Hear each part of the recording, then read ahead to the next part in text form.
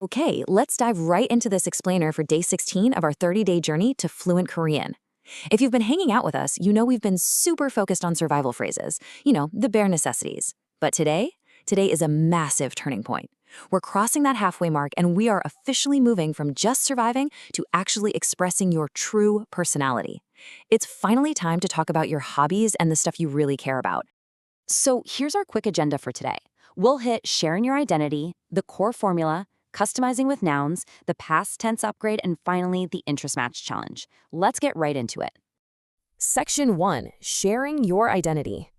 Expressing personal preferences is absolutely your new secret weapon for building real, lasting relationships in a new language.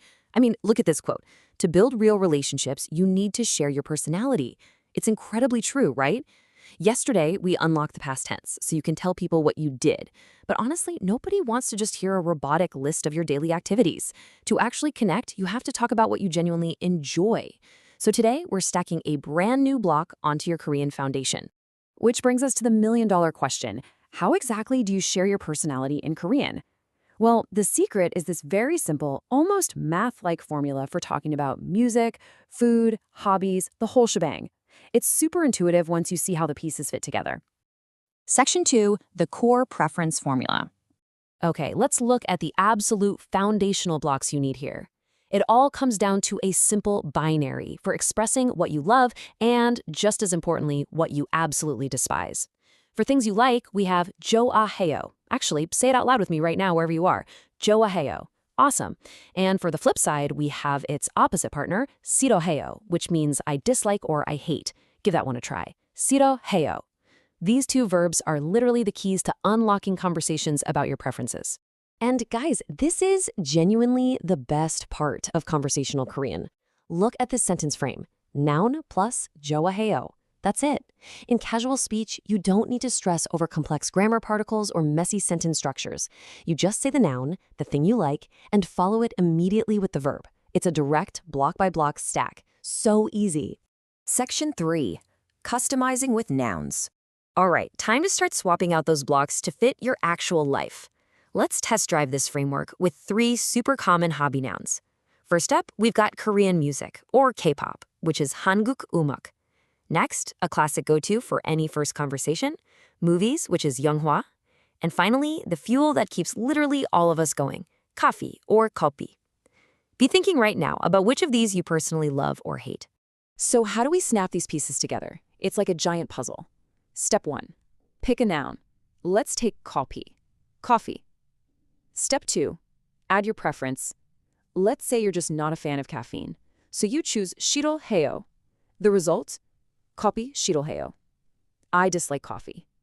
Or if you're a huge film buff, you just stack Yoonghwa with 좋아해요 to get Yoonghwa 좋아해요. You are giving away so much wonderful specific information about yourself with just 2 simple words. Section 4, the past tense upgrade. Now, we're going to combine today's lesson with yesterday's to unlock a whole new dimension of time. We're grabbing that past tense building block from day 15 and sliding it right into today's I like it framework. We've got our present tense from today, 좋아해요. But wait, what if you want to say you liked a movie you saw last week, or you used to like a certain band? Here's the trick. You take 좋아해요, drop the yo at the end, and you slide in that double S sound we learned yesterday. Almost like magic, 좋아해요 seamlessly becomes 좋아했어요. You're officially combining consecutive day blocks to create complex, time-specific thoughts. How satisfying is that? Section 5, the interest match challenge. We've learned the formula, we've upgraded the tense, and now it is time to put it to work. Because remember, sharing what you love is hands down the fastest way to make friends in a new language. So here is your homework for today. What do you like? I want you to drop a comment below this explainer with one single sentence using today's formula. Tell us something you like or something you actively dislike. Use words from today's lesson like Keo-pi or Yoonghwa, or better yet, look up your own absolute favorite hobby and plug it right into the formula. Be sure to share what you love below and get ready for tomorrow's explainer. For day 17, we're going to keep the momentum going by mastering how to talk about your typical daily routines and what an average day looks like for you. But before you go, let me leave you with this to chew on. What is that one defining hobby or interest that makes you you?